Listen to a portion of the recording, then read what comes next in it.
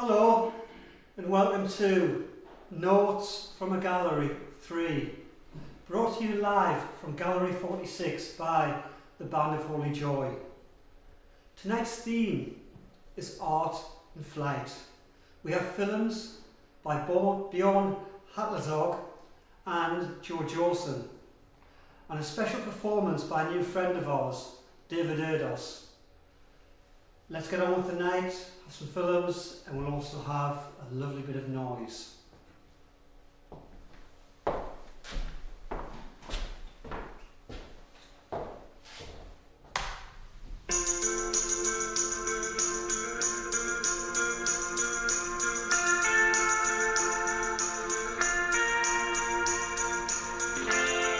So many lights on stricken trees make strange patterns of disease. Please don't go and block me now. Please don't cause this unease.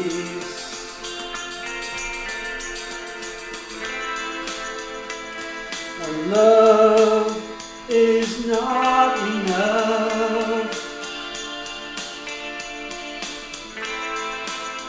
when your best friend cannot reach you, when you can see the good in all.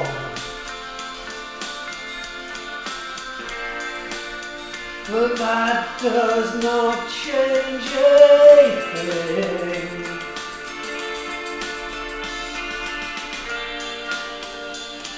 When love is not enough,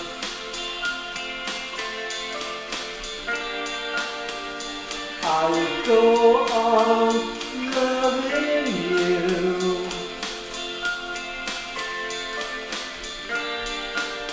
because love is all we've got right now, and this love is all we can do.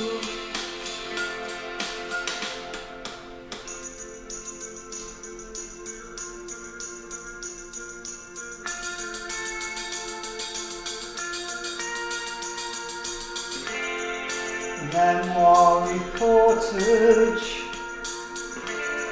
trauma and grief, I'm gone in the night like a thief.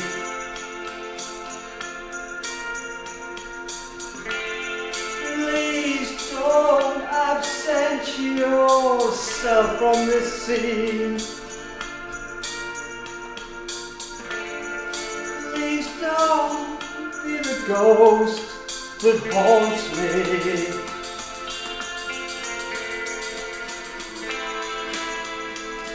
When love is not enough, when your best friends cannot reach you,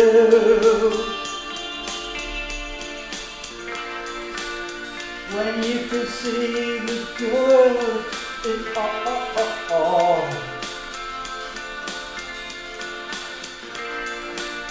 But that does not change anything.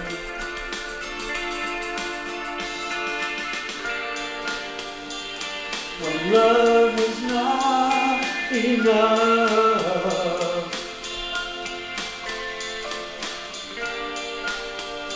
I will go on loving you,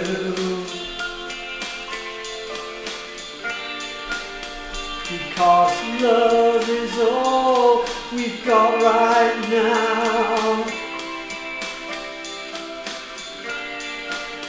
and this love is all we can do.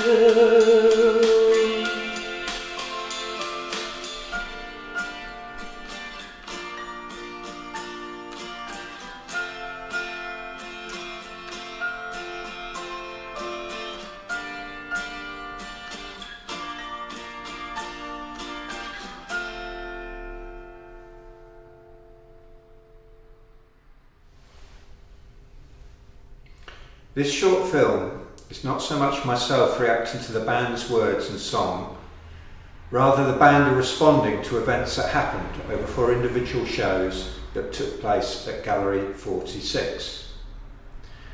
The shows were called Liminality and were jointly curated by Kevin Quigley, Sean McCluskey and myself, BJORN HATLESKOG.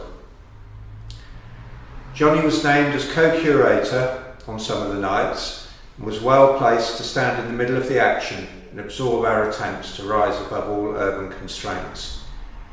These words and the song he sings them on here are the band's impressions of the magic we hopefully created.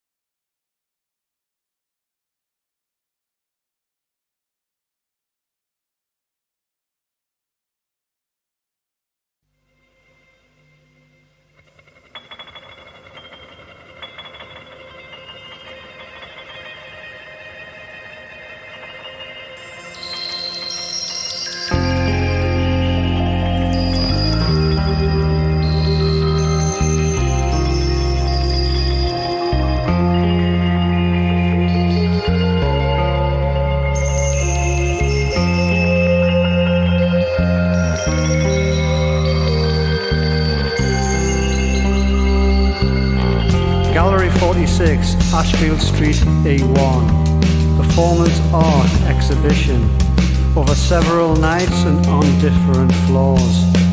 Beyond the threshold, cacophony kicks in. Continue an exploration of different states until souls make a transition phase in their lives. The passage can be a performance or a trial, a ritual that induces souls to leave the old self. Relative perception moves into heightened dream. Souls go into trance state and all other structures suspended.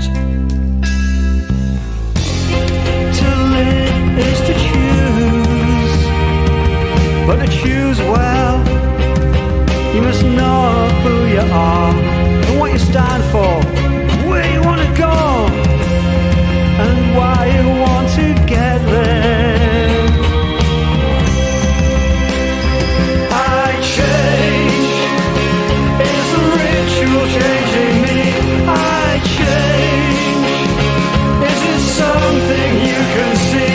I change, I feel the city change with me. I change. The only thing not changing is this blur of constant change. I'm flying high over White Channel now. Things have gotten that strange. How do you comprehend my metamorphic rearrange? I change.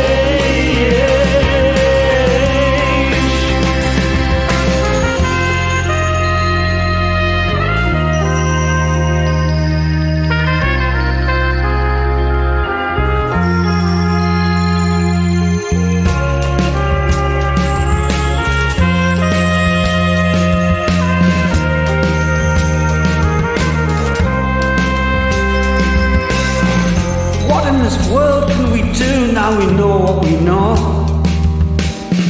Where on the planet is it safe? Where is there left to go? A cold burn in a hell of our own making. In clinical white space of gallery room though, I see something other. The key to transition, the road opener, the shapeshifter. Out of previous chaos crawls something artificially prescient.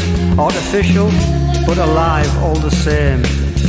I was dying inside, but now I feel born anew.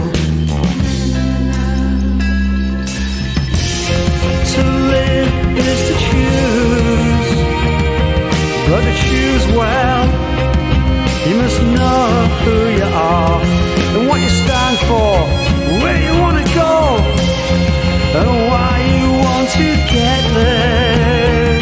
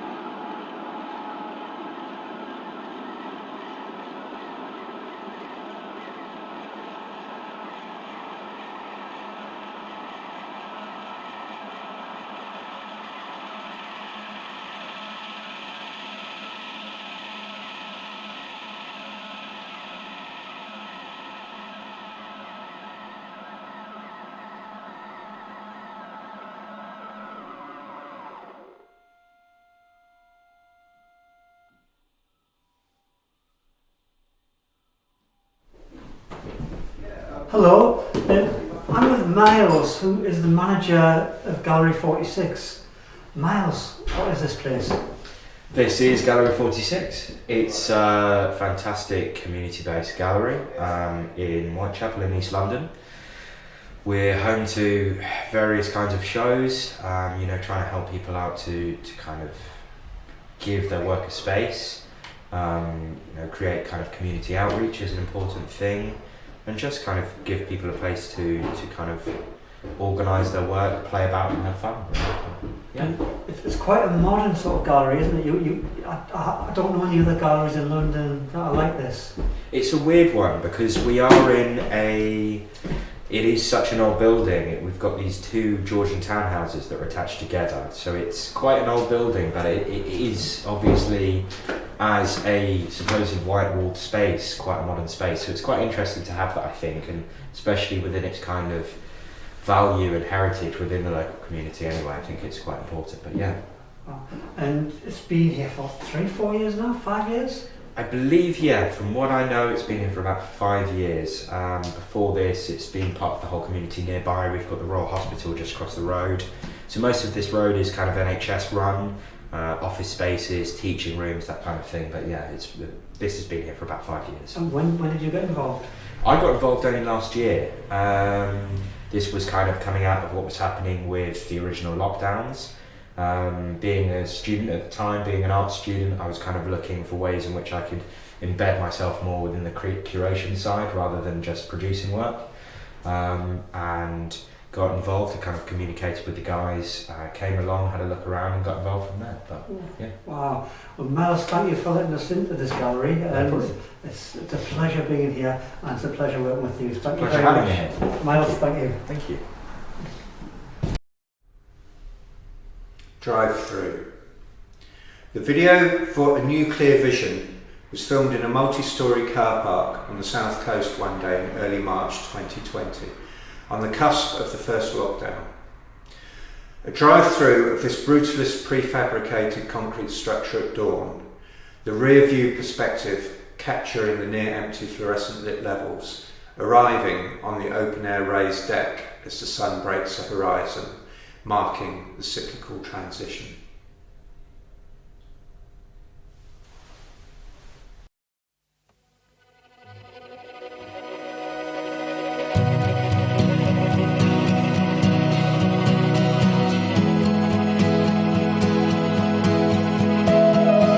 I've always tried to portray the beauty of simply defined things.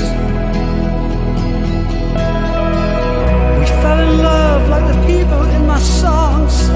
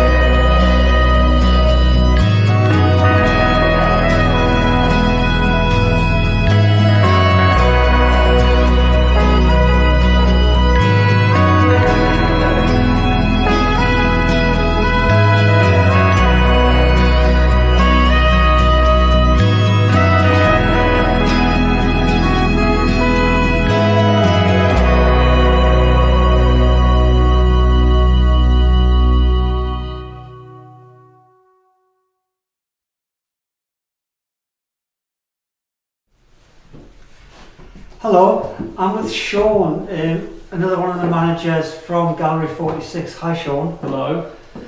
Nice to see you again. Nice to see you again too. And I'm glad... Oh, it seems like yesterday. It does indeed, yes. But I'm glad I'm here with you today because Band of Holy Joy, every time we do an event, over the past 20 years, or release an album or do a special gig, we always do stickers. I do a sticker campaign for about a month before, and I stick at every single lamppost, every wall I can with stickers. But I got this bad habit, this addiction of this man here, Sean McCluskey. It was a promotional tool that was very useful prior to the internet. But it's more than a promotional tool, isn't it? It's became an art form. Yeah, hasn't it? absolutely. It's a street art form. Yeah, it was. It kind of went in tandem with kind of what was happening with street art, people using stickers, and that obviously became sort of stencils and stuff, offshoots of it. But stickering was like a really good way of promoting stuff, you know. Yeah. Mm-hmm. Prior to other than just doing leaflets. Yeah. Mm-hmm. For events, really. Yeah. Sean used to have a club called the Sonic Mook Experiment, and that's where he started. He started doing his stickers, and I just picked it up off Sean. It's a great way of just getting slogans out, getting your sort of band's name out. But it was like mid 90s, and you really didn't use a lot of internet promo.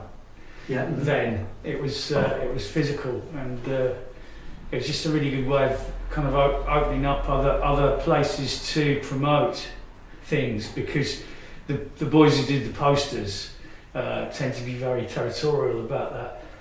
You can't just go and put posters up in London because they'll just get covered over by instantly. They go around every night, so they don't like sort of lone promoters getting involved in that. So stickering and finding other places to put your promotional things, like lampposts, like all the other street furniture, was a really good way of doing it. Yeah. Wow. But we did. Yeah. I mean, we did a lot of quite obscure things that sort of around Sonic Mook that were tied in with some of the compilation albums we put out at the time. We did a whole series of stickers that just had motivational slogans on, like the kind of things used to get in offices in a sort of framed poster with a couple of whales jumping out of the water.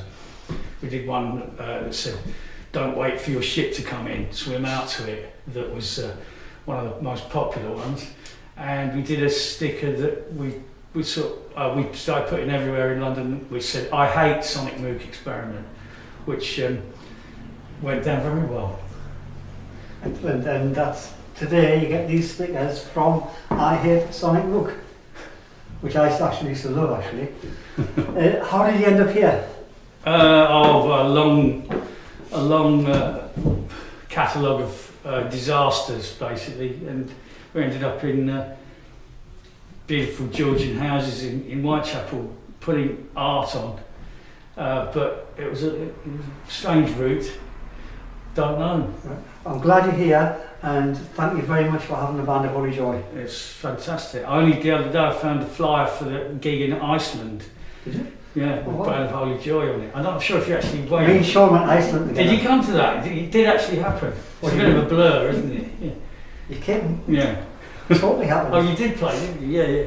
But you're on the poster. Me and Sean were in this cafe, and I'd just taken 3 or 4 tabs of acid.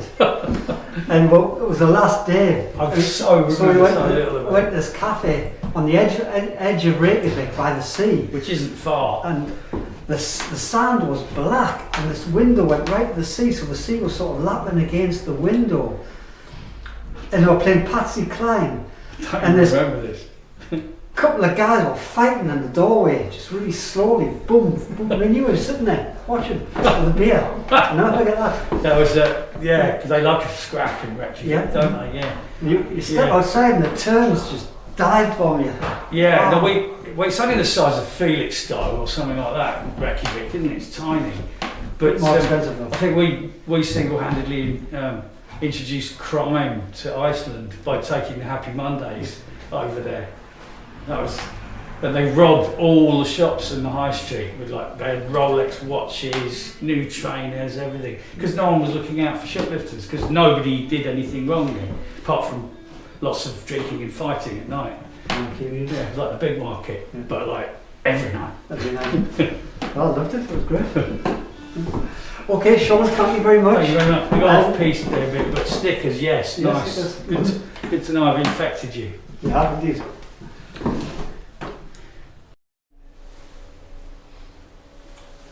We are now very honoured to introduce a new friend to the Band of Holy Joy, a really brilliant poet, Sir David ERDOS.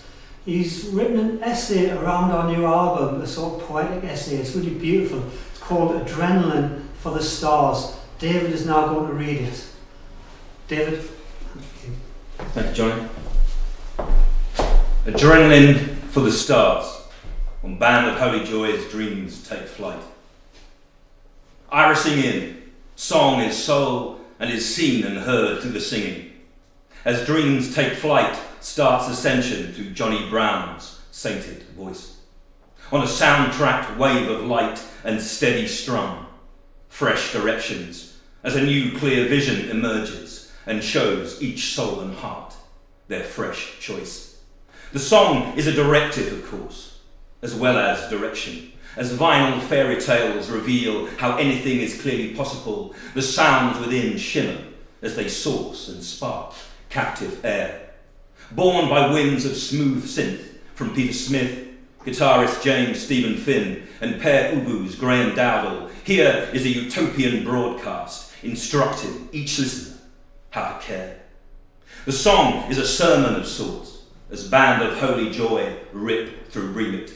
Honoured now across decades of musical calls for change, it shines a light across sound, leavening the dark that surrounds us, as intent and urgency intermingle and the hemispheres come into contact with the earth and all love is saved for our age. Notes from a gallery paints the room with Finn's soul-stoked piano, as Brown paints a portrait of the debut venue for this disc, in which cacophony will kick in and souls might make a transition phase through their living as the band's history becomes building in London's Gallery 46. This unique track is a tour of what you will see and hear when you visit, a virtual indication of what music and joy hope to heal.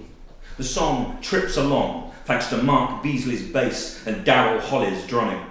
Barbara Bartz's string arrangement powers your gaze, makes it real. The song is also time travel, if heard before the exhibition and 4-night residence opens, as well as its own strange curation, if heard, of course, afterwards. As we remember a night in which we have not yet encountered, but are living now as we listen, the music revalues all of memory's treasured goods. It should be stated herein that COVID stopped these dreams rising. Now, a year later, they colour and cloud and claim form. Heard through the hand and held, of course, by this waiting and released like a caged bird thanks to Ashwood Street's open doors. On-set romance don't usually last, flanges in as Finn's guitar melts each moment. Love's experience becomes movie, and in being abandoned halfway through, touches all. As if the cinema we're all in were playing back desperate aspirations where dressing like the enemy for so long leaves the singer seeking a forgotten friend's distant call.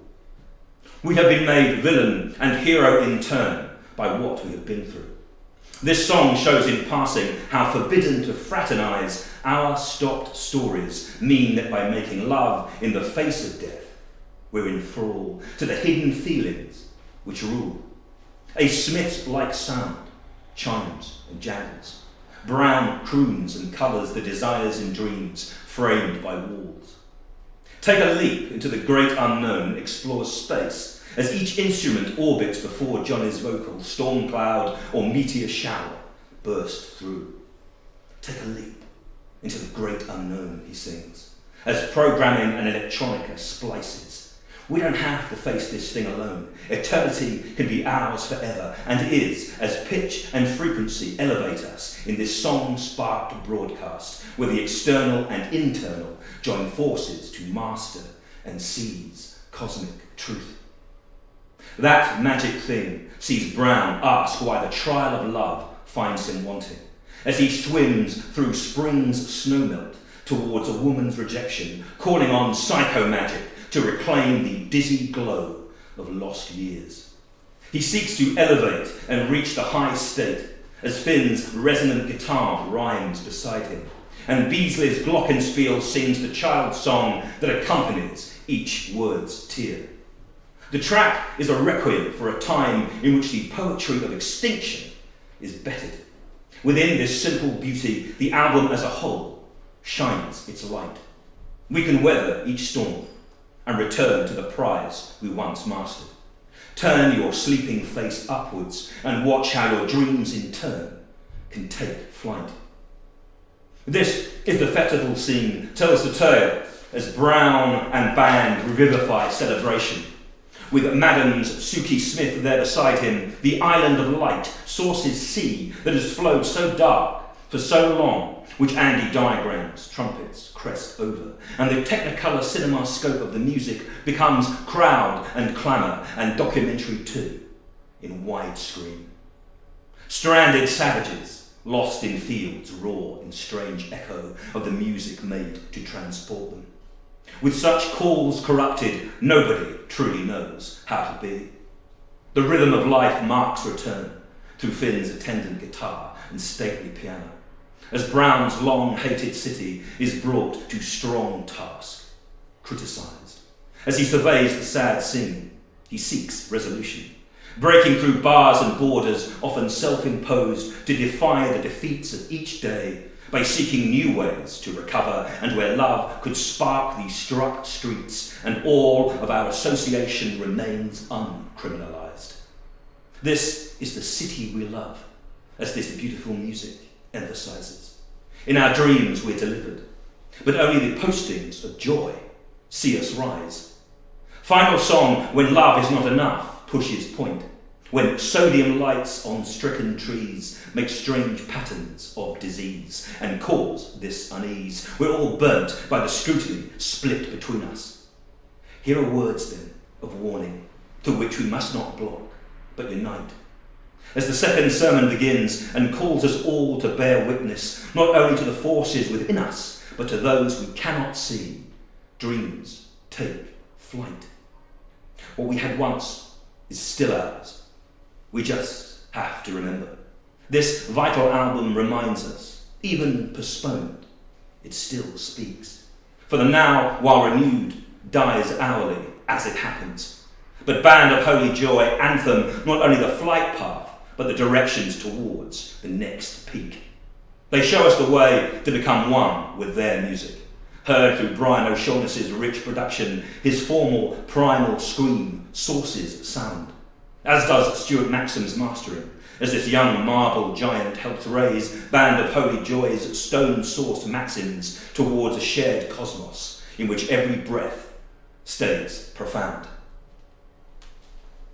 Rise then, reveal, and let these songs be your siblings. We are all one family sleeping.